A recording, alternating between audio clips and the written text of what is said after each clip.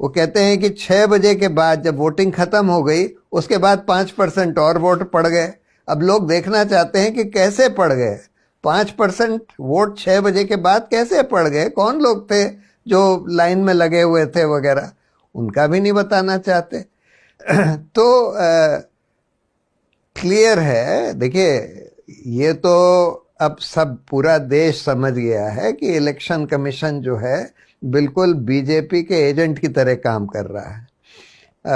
अगर ऐसा नहीं होता तो फिर ये जो अभी अभी 10,000 रुपए की घूस दी गई सरकारी पैसे से बिहार के चुनाव के पहले, कि आपने करीब करीब 1.5 करोड़ से भी ज़्यादा महिलाओं को, यानी कि आधे से ज़्यादा इलेक्टोरेट को, एक तरह से एक घर में 3-4 वोट होते हैं, एक महिला के संग 2-3 वोट और होते हैं, आपने 5 करोड़ लोगों को इफेक्टिवली 10,000 रुपए की घूस दे दी चुनाव के जस्ट पहले।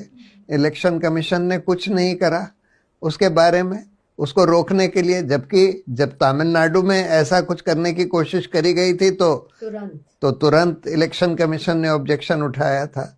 तो ये देखिए, ये बिल्कुल क्लियर हो गया है कि जितना भी मॉडल कोड ऑफ कॉन्डक्ट का वायलेशन रूलिंग पार्टी यानी बीजेपी की तरफ से हो, उनको बिल्कुल अनदेखा किया जाएगा। सिर्फ जो ऑपोजिशन का वायलेशन है उसी को देखा जाएगा।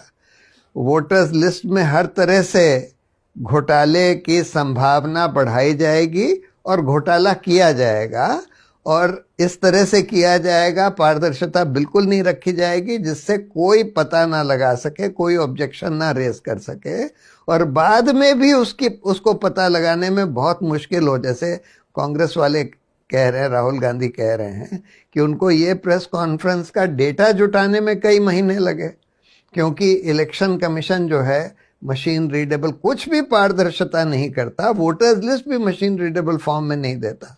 तो बहुत मुश्किल से मैनुअली सर्च करके उन लोगों को ये डेटा जमा करना पड़ा।